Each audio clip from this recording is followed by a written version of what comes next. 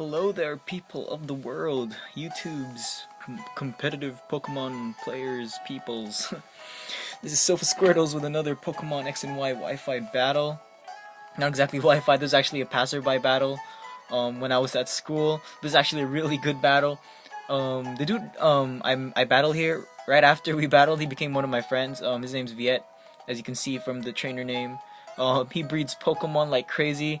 I remember when I challenged him on the passerby feature thing. I was like, what the hell? Who the fuck is this scrub? I was totally wrong. He's actually pretty good. The team I have here is pretty much my standard team, minus Garchomp, who would have won me the battle had I had him in my party. But yeah, you'll see the utter destruction that happens on both sides of the field. So anyway, let's get it on. Let's go. Dome. Oh, you can see my reflection. Turn off the lights.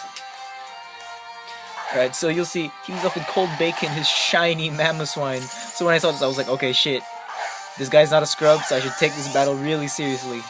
I have honor on the line here. So he goes for the Stealth Rocks. The Stealth Rock. I just go for the Will-O-Wisp. I'm trying to get that burn damage on him.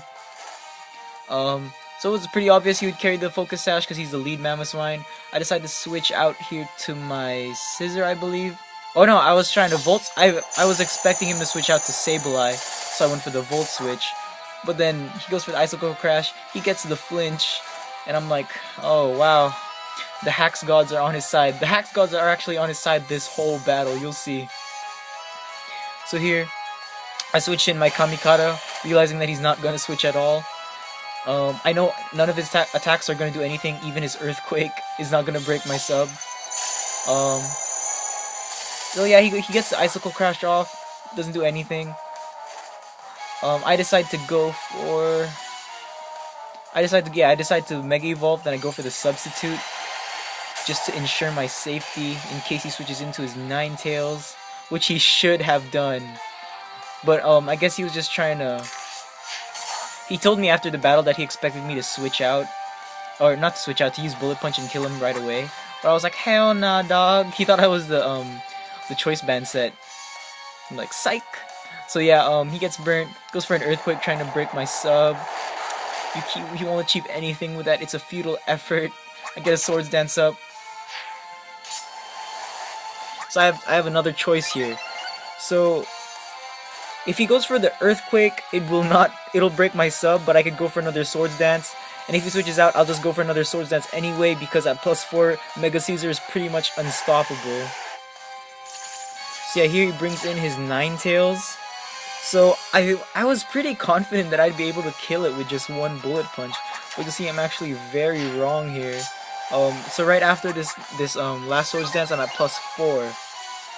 So at +4, Mega Caesar should be able to kill everything. I have base 155 attack, adamant, 252 EVs in it, and it's still not very effective. So I'm like, oh my god, this is bad. So he breaks my sub, my source of safety and love and caring. So yeah, he breaks it. I decide he gets killed by the Life Orb recoil, so I didn't have to use another Bullet Punch to save PP, I guess, but it wouldn't really matter.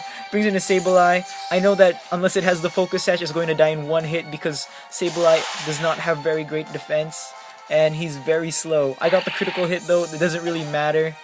It's shiny too, by the way. As I said, he's a really talented breeder. He brings in the shiny Excadrill, that sexy red and blue America. So he has the Air Balloon on it. I wasn't exactly sure if Bullet Punch would KO it right away because it might have been bulky. So I know I could survive one Earthquake, and I barely survive one Earthquake. I go for the Thief. I steal the soul of that Excadrill. And then on this next turn, I get utterly fucked up. Wait, no, not on this turn. The next turn, right after I kill this Azumarill.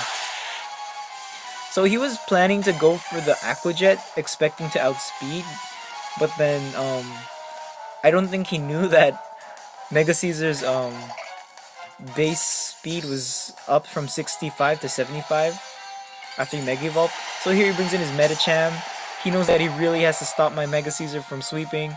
Shiny too, look at that Alibaba, Mr. Popo. So he goes for the Bullet Punch. It destroys the 4 HP that I had left on my Mega Caesar. And then here I get destroyed because I have nothing to switch into it safely. So I just bring in my Trevenant, gets hit by the rocks. I know I could survive just one hit, only one hit from this thing. So I barely survive with 16 HP, but he gets the freeze hacks though. And I realized after the battle that my Trevenant wasn't holding its Lumberry. I guess I forgot to equip it while I was just sitting in the cafeteria. So yeah, he demolishes my Trevenant.